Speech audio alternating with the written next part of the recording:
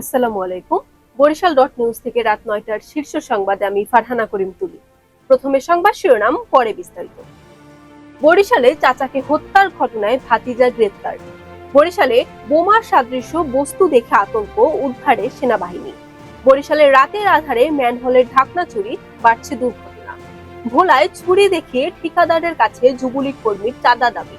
কলাপাড়ায় পুকুরে ডুবে শিশুর মৃত্যু। কালকিনিতে অবৈধভাবে বালু উত্তোলন বন্ধে অভিযান। আগলছাড়ায় ইউপি সদস্যের পদত্যাগের দাবিতে বিক্ষোভ মিছিল। গরু নদীতে শিক্ষার মান উন্নয়নের লক্ষ্যে অভিভাবক সভা অনুষ্ঠিত। এতক্ষণ শুনলেন সংবাদ শিরোনাম, এখন বিস্তারিত। বরিশালের সদর উপজেলার পারিবারিক কলহের জের ধরে চাচাকে হত্যার ঘটনায় ভাতিজা মোহাম্মদ হৃদয় খানকে গ্রেফতার করেছে র্যাপিড অ্যাকশন ব্যাটালিয়ন র্যাব-৮।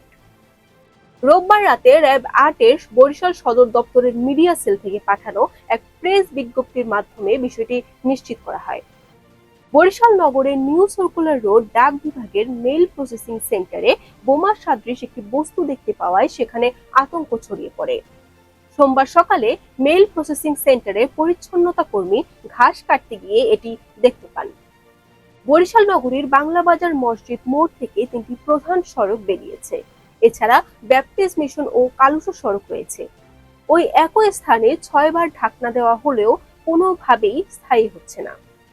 ভোলা সদর উপজেলায় ধারালো ছুরি দেখিয়ে এক ঠিকাদারের কাছে চাঁদা দাবির অভিযোগ উঠেছে মোহাম্মদ কবির হোসেন নামের এক যুবলীগ কর্মীর বিরুদ্ধে। এ ঘটনায় ভোলা সদর মডেল থানায় একটি চাঁদাবাজি মামলা দায়ের হলে অভিযুক্ত কবিরকে ধারালো ছুরি সহ গ্রেফতার করেছে পুলিশ। পটুয়াখালীর কলাপাড়ায় পানিতে ডুবে কাজী শোয়েব আহমেদ নামের ২০ মাসের একটি শিশুর মর্মান্তিক মৃত্যু হয়েছে। ঘটনাটি ঘটেছে কলাপাড়া পৌরসভার ৪ নং ওয়ার্ডের নজরুল ইসলাম সড়কে। মাদারীপুরের কালকিনিতে অবৈধ বালু ব্যবসায়ীদের বিরুদ্ধে অভিযান চালিয়েছে উপজেলা প্রশাসন। শনিবার বিকেলে উপজেলার আড়িয়ার খাঁ নদীর বিভিন্ন স্থানে উপজেলা সহকারী কমিশনার ও নির্বাহী ম্যাজিস্ট্রেট মাহবুবা ইসলামের নেতৃত্বে এ অভিযান পরিচালনা করা হয়।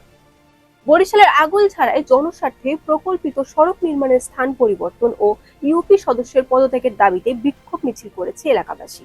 এ সময় তারা ইউএনওর কাছে স্মারকলিপি প্রদান করেছেন। বরিশালের গৌরনদী উপজেলার ঐতিহ্যবাহী ধানডোবা মাধ্যমিক বিদ্যালয়ে শিক্ষার মান উন্নয়নের লক্ষ্যে একটি অভিভাবক সভা অনুষ্ঠিত হয়েছে। সোমবার সকালে বিদ্যালয়ের হল রুমে এ সভা অনুষ্ঠিত হয়।